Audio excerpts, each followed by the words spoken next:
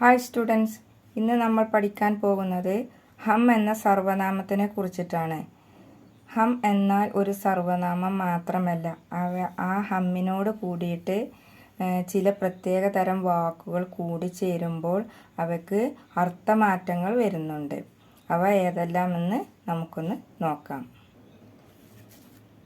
ഹം നാം എന്ന് പറഞ്ഞാൽ അതിൻ്റെ അർത്ഥമായിട്ട് വരുന്നത് സമാൻ നാമുവാല, അതായത് ഒരേ പേരുകാരൻ. സമാൻ നാമുവാല എന്ന് പറഞ്ഞാൽ അതിൻ്റെ മീനിങ് ആണ് വരുന്നത് ഒരേ പേരുകാരൻ.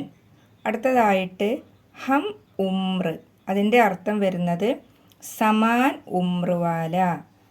സമാൻ ഉമ്രുവാല എന്ന് പറഞ്ഞാൽ ഒരേ പ്രായക്കാരൻ. ഉമ്ര എന്ന് പറഞ്ഞാൽ പ്രായമാണ്. സമാൻ ഉമ്രുവാല എന്ന് പറഞ്ഞാൽ വരുന്നത് ഒരേ പ്രായക്കാരൻ. അടുത്തതായിട്ട് വരുന്നത് ഹം സഫർ. ഹം സഫർ എന്ന് പറഞ്ഞാൽ സാത്ത് യാത്ര കർണേവാല. സാത്ത് പറഞ്ഞാൽ കൂടെ, യാത്ര എന്ന് പറഞ്ഞാൽ യാത്ര ചെയ്യുക.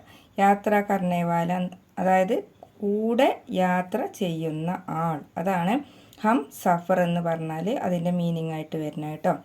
ഇനി അടുത്തതായിട്ട് ഹം വതൻ. ഹം വതൻ എന്ന് പറഞ്ഞാൽ സമാൻ ദേശിക്ക, ഒരേ രാജ്യക്കാരൻ. ദേശ് എന്ന് പറഞ്ഞാൽ രാജ്യം, സമാൻ ദേശിക്ക എന്ന് പറഞ്ഞാൽ ഒരേ രാജ്യക്കാരൻ. അടുത്തതായിട്ട് ഹം മസ്ഹബ്. ഹം മസ്ഹബ് എന്ന് പറഞ്ഞാൽ സമാൻ ധർമ്മവാല. ധർമ്മ എന്ന് പറഞ്ഞാൽ മതമാണ് മീനിങ്.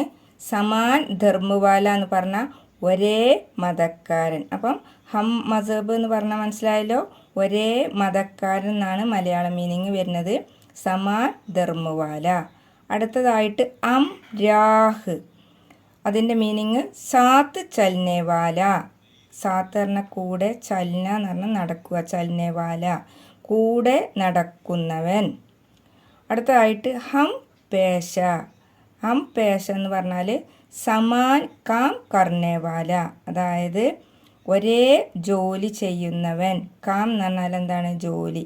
സമാൻ കാം കർണേവാല, ഒരേ ജോലി ചെയ്യുന്നവൻ. ഇതൊക്കെയാണ് പ്രധാനപ്പെട്ട ഹമ്മിനോട് കൂടിയിട്ട് വാക്കുകൾ വരുമ്പോൾ വരുന്ന വ്യത്യാസങ്ങളുള്ള വാക്കുകൾ.